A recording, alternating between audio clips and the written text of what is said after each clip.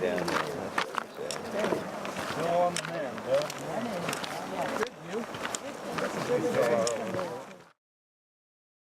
Are you answering something? You trying to find out the information? You just dig a hole in it.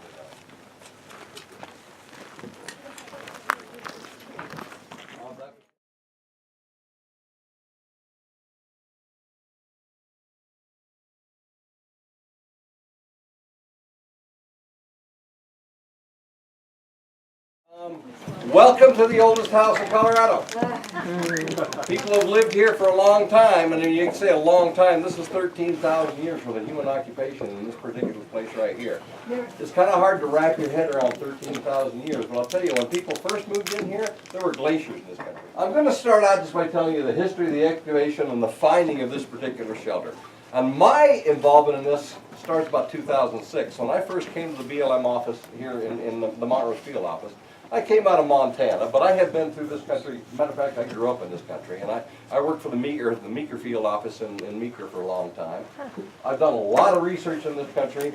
When I first came to this particular field office, I had been doing archaeology for almost 20-odd years, 25 years at that point. Right at the top of that list when I got here was this little thing that said Gunnison Gorge Rock Art Shelter. You need to check this out, it's been looted. Okay, so at the time, I was told the only way to get to the site was by river. Turns out not to be true, but I found a way overland to hike down here, just take a look at the silly thing. And sure enough, this was this nice, beautiful rock shelter site. Rock art all over the walls. It's beautiful. And a big looter's pit right in the middle of it.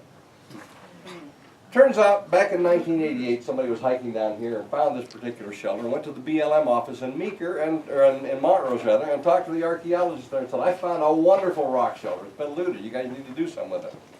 At that time, Rich Fike came down here with Alpine Archaeology. They recorded the site and said, beautiful little site. It's been looted. We're not sure there was anything left. But somebody has to do something to clean it up. I mean, this is what the law says. We got to take care of stuff like this. But a looted site is not really high on anybody's list of priorities. So it's sat for 20 years. I come along and look at this and say, ooh, man, there's a lot of work trying to clean this thing up. Why? Because there's rock everywhere. You notice you're standing on lines of rock everywhere out here. That all came out of this particular shelter. And it looked like it was going to be a really fun place to dig.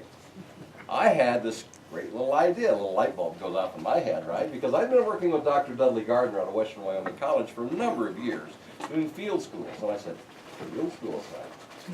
Why is it such a wonderful field school site? Well, it has probably the most challenging stratigraphy that any student will ever encounter in their career. It's a great place to learn, and it's already been looted.